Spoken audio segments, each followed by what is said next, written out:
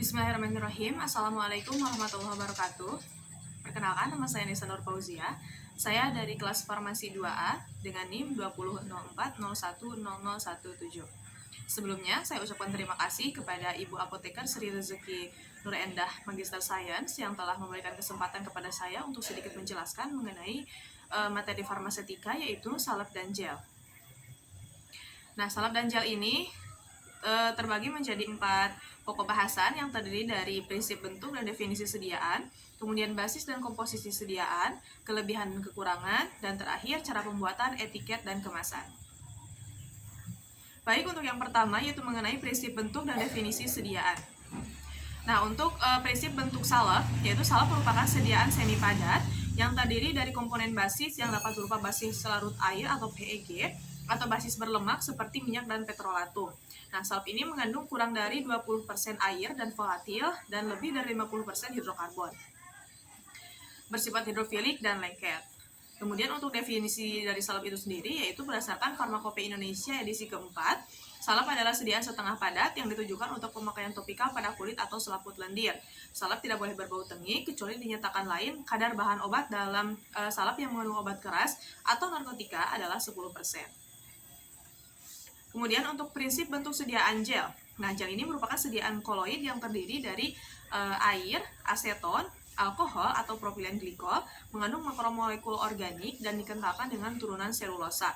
Nah, secara kasat mata, gel tampak transparan dan cepat mencair ketika berkontak dengan kulit dan tidak bersifat oklusif.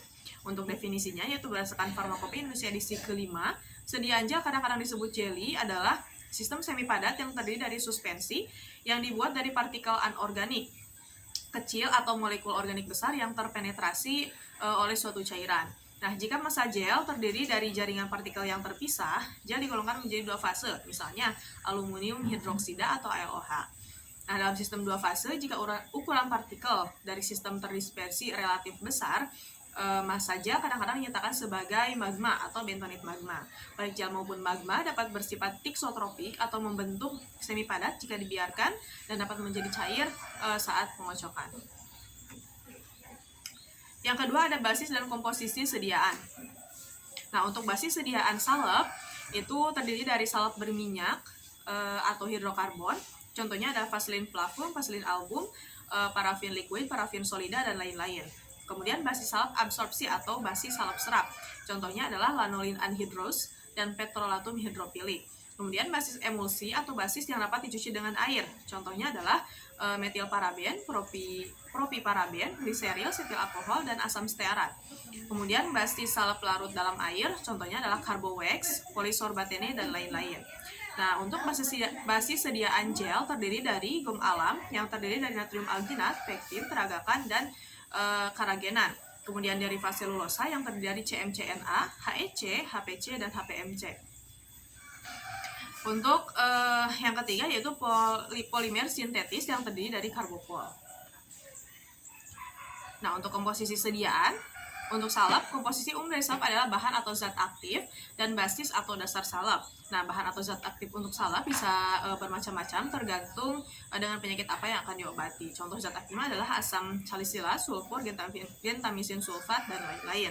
Sementara basis salep atau dasar salep ini adalah bahan yang paling penting karena akan mempengaruhi kecepatan pelepasan obat dari basisnya. Contoh dari basis ini adalah vaselin putih, vaselin kuning, parafin cair atau padat, adepslane, dan lain-lain.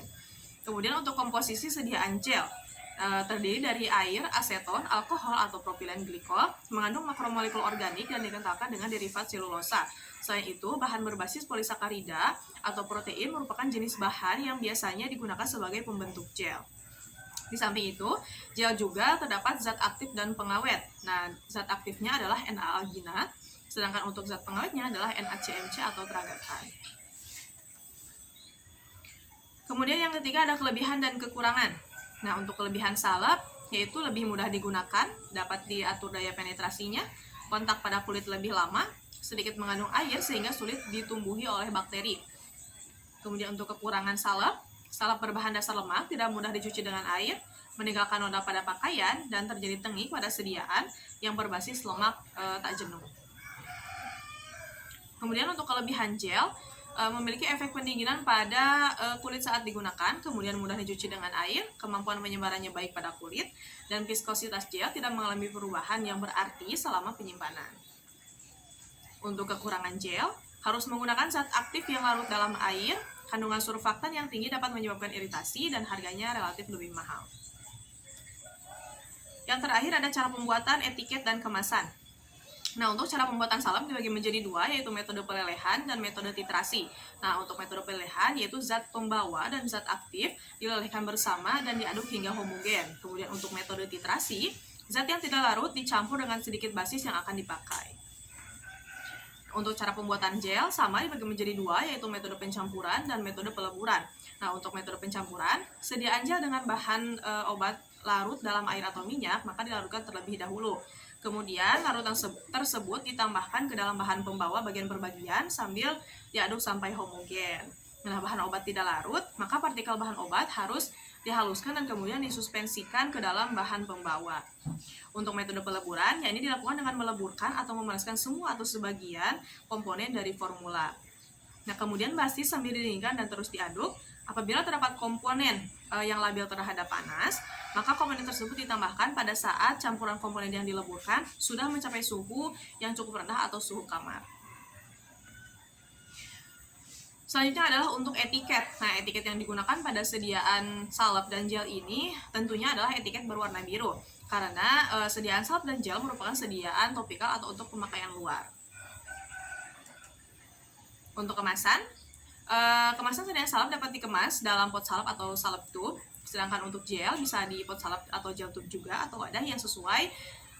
Kemudian setelah dikemas dengan baik untuk salep maupun gel, harus disimpan di ruangan yang sejuk, kering, terhindar dari paparan sinar matahari langsung. Baik, mungkin itu saja yang bisa saya sampaikan. Mohon maaf bila terdapat kekurangan, kesempurnaan hanyalah milik Allah dan kesalahan murni dari diri saya sendiri. Terima kasih kepada Ibu Apoteker Sri Rezeki Nur Endah, Magister Sains, dan orang-orang terdekat saya yang sudah mendukung saya. Semoga bermanfaat, khususnya bagi saya dan umumnya bagi kita semua. Wabillahi taufiq wal hidayah. Wassalamualaikum warahmatullahi wabarakatuh.